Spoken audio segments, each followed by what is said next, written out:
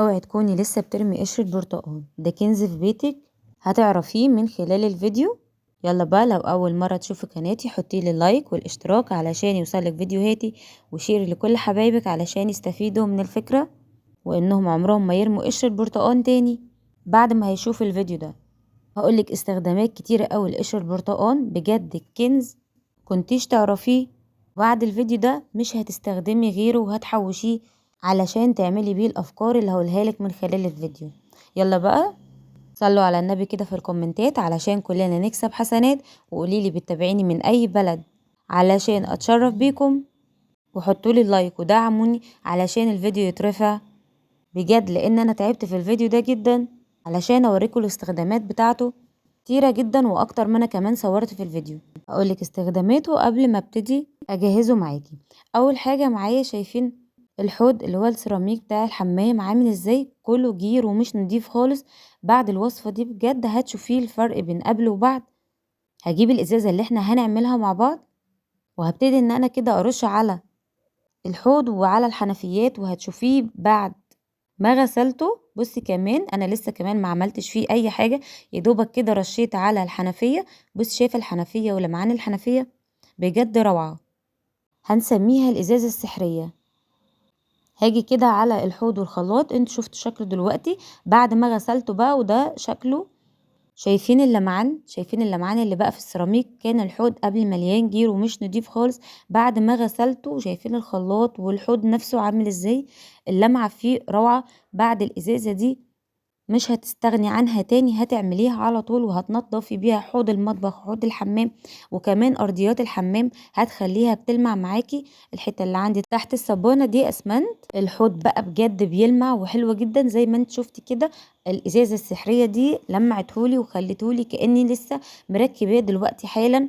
يا دوبك والله غسلته بالازازه دي بس، وكمان بحته اسبونشه او سلكه ولمعته زي ما انت شايفه كده.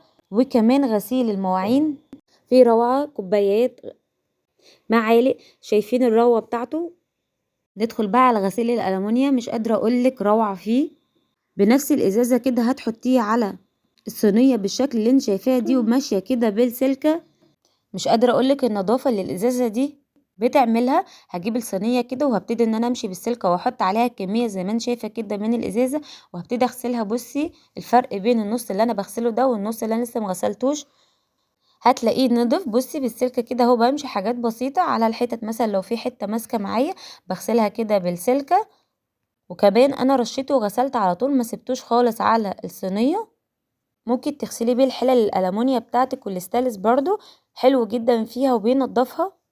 زي ما انت شايفة كده الصينية اهي، ببتدي بقى ان انا اعملها كلها، بلفها حتة حتة كده واغسلها بالسبونشة او حتة السلكة اللي في ايدي. بجد روعة زي ما انت شايفين كده. قضالي على كل الدهون والاوساخ اللي ماسكه في الصينيه بتاعتي، ولمعها لي ونضفها لي كاني لسه شارياها حالا. هتشوفي دلوقتي بعد ما هغسلها. وكمان ممكن تغسليه كده من جوه كمان بنفس الازازه، بحط شويه اهو وبمشي من جوه الحله او الصينيه علشان خاطر المعها. بصي شايفه الاوساخ اللي طالعه من الصينيه بعد بقى ما غسلتها خلاص ونشفتها؟ بصي اللمعان اللي بقى في الحله. انا مش عارفه ليه مركزه انها حله في الصينيه معايا.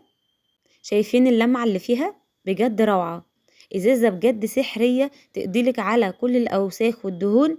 تقدري تستخدميها في اي حاجة، هقولك استخدامات عديدة جدا ليها. كمان هتقدري تستخدميها في حاجة كمان هقولك بقى عليها بعد ما نبتدي ان احنا نكون الازازة دي ونقول ان احنا عملناها ازاي.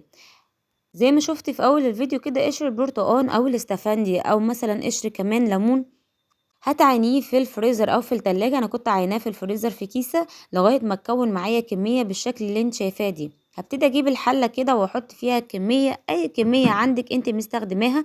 كل ما تقشري برتقانة كده حطيها في الكيسة دي وحطيها في الفريزر، هيحافظ عليه اكتر من ما تحطيه في التلاجة كمان، ومش هيخليه يدبل. بعد كده هحط عليه 3 كوبايات من المية في الحلة على النار، وهسيبه يغلي كويس جدا لغاية ما يبقى معايا دايب بالشكل اللي انت هتشوفيه دلوقتي اهو.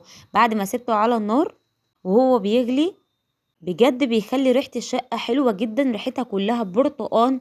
المطبخ بتاعك يعني هيبقى ريحته حلوة جدا. من البخار اللي طالع من الغليان. شوفي طريقة التسوية لغاية ما يبقى مهري معاكي بالشكل اللي انت شايفاه ده. بصي شايفة البرتقانية مش مستحملة في ايدي، وزي ما قلتلك لو عصرت الليمون عندك برضو حطي قشر الليمون عندك في الفريزر في نفس الكيسة برضو، حوشي لغاية ما يبقى معاكي كمية بالشكل ده. هتجيبي بقى ازازة الصابون اللي انت بتستخدميها على الحوض، وهتحطي فيها كمية الصابون الخام تمام بدون اضافة اي مية. وهتجيبي بقى الازازة والمية اللي احنا طلعناها من غليان البرتقال، هتبتدي ان انت تضيفيها على صابون المواعين الخام. هتضيفي كده شوية من المية اللي احنا جهزناها دي وتسيبيها على الحوض. انت كده عملتي صابون معقم وريحة كمان روعة، مش قادرة اقولك، والنظافة واللمعان اللي هتشوفيه في المواعين وانت بتغسليها بسبب المية اللي انت حطيتيها على صابون المواعين دي. بدل ما تزودي مية عادية، زودي المية بتاعت البرتقال وسيبيها على الحوض واستخدميها لغسيل المواعين. زي ما شفتي كده ووريتك ان احنا غسلنا بيها المواعين، حطيت شويه على الاسبونشه من الصابون ده وابتديت ان انا اغسله كده اهو بالشكل اللي انت شفتيه ده طبعا في اول الفيديو من غسيل المواعين والرغوه اللي احنا طلعناها لما ضفنا الميه على المواعين. بجد روعه. يلا بقى بينا نرجع للحله بتاعتنا ونشوف هنكمل باقي الفيديو ازاي. باقي قشر البرتقان ده وشويه الميه اللي فيه هتحطيهم في الخلاط وتبتدي ان انت تضربيهم في الخلاط او بالهاند بلندر لغايه ما يبقى معاكي زي العصير كده، وهتصفيه بالمصفى. انا عاوزه الميه اللي فيها دي عشان احطها في الازازه زي ما انت شفتي كده في اول الفيديو، وهستخدمها وهتصفيه علشان هقولك برضو هستخدم التفل ده في ايه، ومش هنرميه خالص. احنا مش هنرمي اي حاجه من البرتقان ده خالص. بعد ما صفيته زي ما انت شفتي كده هاخد التفل ده وهتحطيه في طبق عندك يدخل الفريزر بالشكل ده. هصفي بقى الكميه وحطيت كل القشر وخلاص الميه بقت جاهزه معايا. بصي لمعان الميه بس بمسافه ان انا كنت بستعملها. بص شايفه اللمعان بجد في المعلقه روعه. تعالي بقى اقولك هنعمل ايه بالتفل ده. هتقسميه كده بالمعلقه زي ما هتشوفي دلوقتي. بجد روعه، استخداماته عديده. هتجيبي كده قطعه منه وهتستخدميه في تنظيف الفراخ، او لو واكله سمك رنجه والطباق عايزه تعقميها وتغسليها هتاخدي منها مكعب كده بعد ما تطلعيه في الفريزر وتبتدي ان انت تغسلي بالمواعين او تنضفيه في الفراخ. بجد روعه في تنظيف الفراخ، ما بيخليش اي ريحه زفاره للفراخ وبيقضي عليها. قسمته كده علشان اقدر اطلع منه مكعب وقت ما اكون عايزه. نرجع بقى للميه دي، هتحطيها في الازازه بس قبل ما تحطيها هتضيفي عليه 3 مكونات. اول مكون معايا وهو معلقه من الملح الليمون وكمان الكربوناتو تمام. حاجه بسيطه كده هتضيفيها على الميه، وكمان هتضيفي عليهم شويه من صابون المواعين الخام. هجيب بقى الازازه بتاعتي وهحط فيها الميه دي، بس هخرم الازازه كده من فوق وبعد كده اشيل اللزقه دي وهبتدي ان انا اضيف الميه دي في الازازه عشان ابتدي استعملها. هجيب القمع علشان اقدر احط الميه دي جواها، وبعد ما حطيتها جوه الازازه كده هتجيبي بقى شويه من صابون المواعين الخام اللي انت بتستخدميه عادي الصابون السائل، وبعد كده هتضيفي شويه منه في الازازه بالشكل ده، يعني بمقام نص كوبايه او كوبايه على حسب الكميه اللي انت عاملاها.